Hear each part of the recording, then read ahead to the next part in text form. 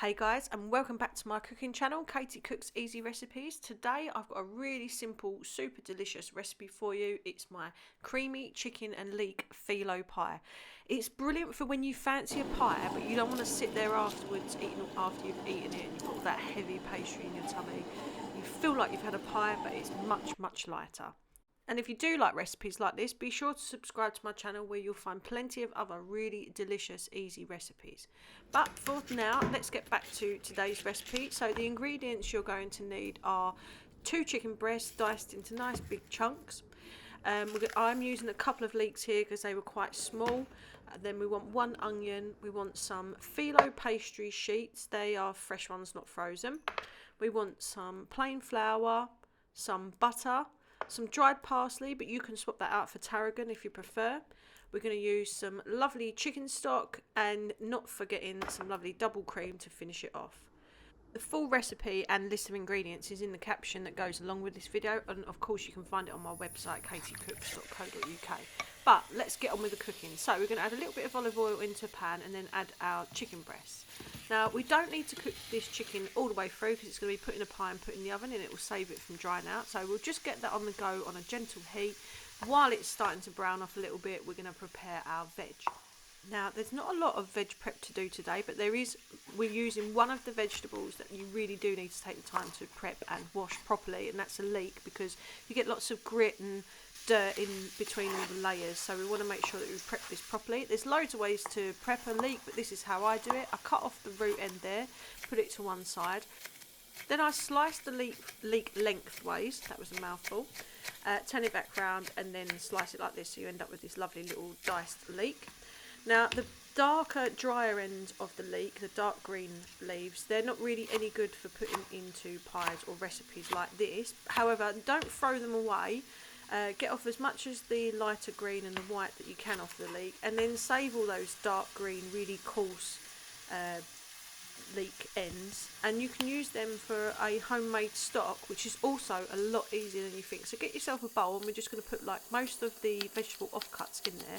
You can freeze them. So let's repeat the process with the other leek, and then we're going to move on to our onion. So I always twist those little stringy root bits off.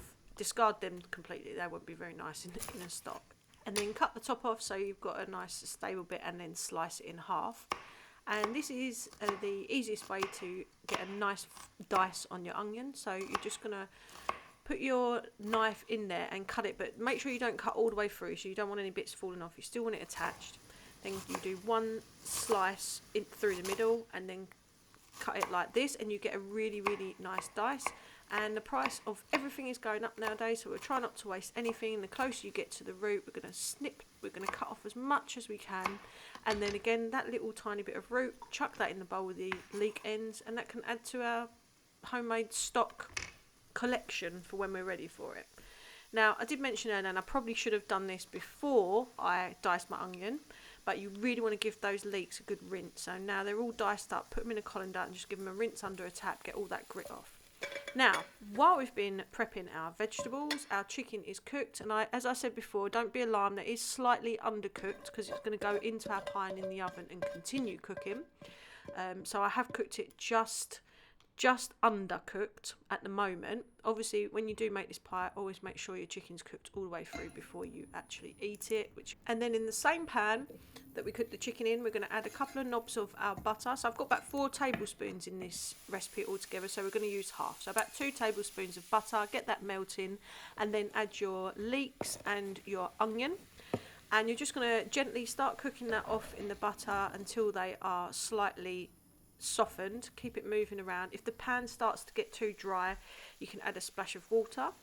Then I've now added in the remaining 2 tablespoons of butter, and now I'm going to go in with my seasoning. So I'm using some dried parsley. Again, tarragon is really great in this recipe if you can get some dried tarragon. And then we're going to add some lovely black pepper and a good pinch of salt. So our butter is all melted, our vegetables are softened, and we've got a nice amount of seasoning in there. Next up, put in your plain flour, and this is going to be the base of our pie gravy, and it's just so savoury, this pie. It's just one of the best comfort meals ever. we're going to cook our flour out, so get that all mixing around in that lovely buttery vegetable mix. And then once you've cooked your flour out, we're just going to slowly start incorporating our chicken stock. Now make sure your chicken stock is hot. There's no point putting cold chicken stock into this, it will take longer to cook. And you just want to add that kind of like 100 to 150 ml at a time. Get it stirring, stir it all around and really start to get it incorporated. To begin with, it will still look really dry. That flour mix will soak up that stock straight away, but by the time you've added, I think it's like 500 to 600 mils, you'll get this lovely thick, yeah, really savoury gravy.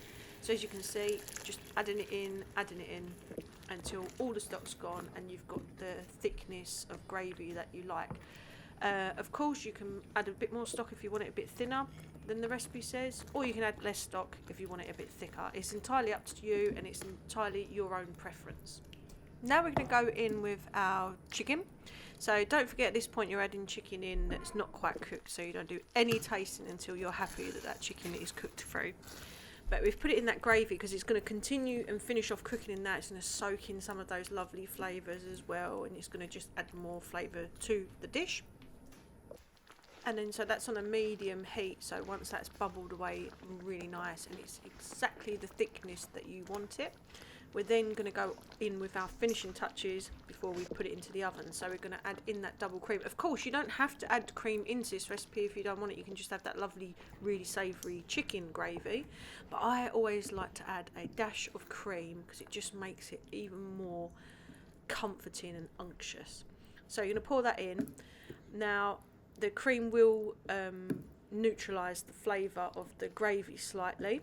So as long as you're happy that that chicken's cooked all the way through, we can have a taste, and then you can just alter this gravy now to exactly how you want it. So obviously, as I've tasted this, I must have thought this needs a little bit of extra parsley, it needs another pinch of salt, and because it's cream and I love pepper with creamy chicken, I had a good grind of fresh black pepper as well. Now stir that in, give it another taste, and then once you're happy with that filling and the flavour of that filling, we're then going to transfer it to an oven-proof dish.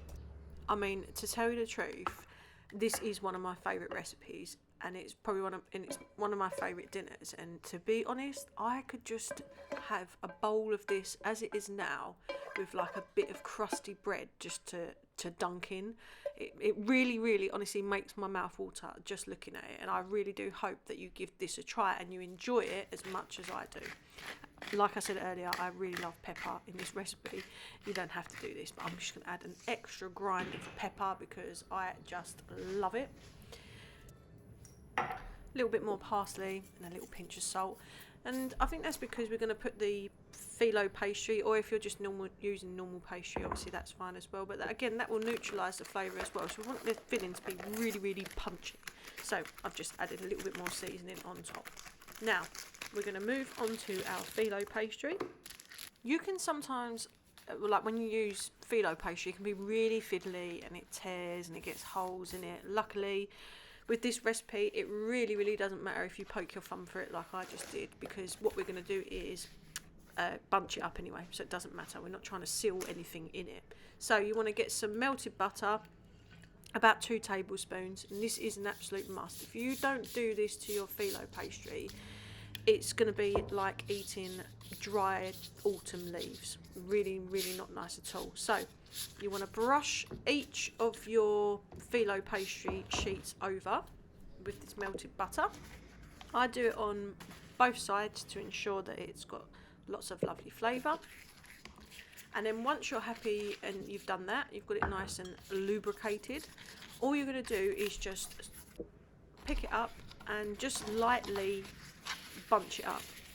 And as I explained earlier, the reason why I love this recipe so much is because I always call it, you feel satisfied, as in satisfied but with a pie, that you've had a pie, but you don't get that great big full up really heavy feeling. So you've had your pie fix, but afterwards you feel super light but super satisfied. And it's such a great recipe, it's such a great filling, it goes really well with this light and crispy buttery Filo pastry. So just keep bunching everything up until you've got it absolutely covered like that. I mean, I could probably have squeezed in a couple more Filo sheets, to be honest with you. You pop that in the oven, it will take about 40 minutes, and then it's golden and crisp and delicious. And the underside of that Filo pastry is soaked in some of those lovely creamy chicken gravy. It's just delicious. And now all that's left to do is dish up.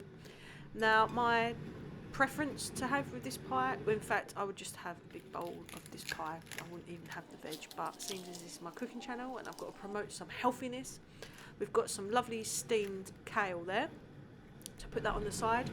Then you're going to grab a nice chunk of that. It's probably easier if you get some of the pastry off first, put that onto your plate, and then a good couple of massive spoonfuls of that super savoury filling. And there you've got one of my favourite autumnal comfort meals. This is my creamy chicken and leek Filo pie, and it is just divine. Now, don't forget to check out some of the other recipes on my YouTube channel. See you soon, guys.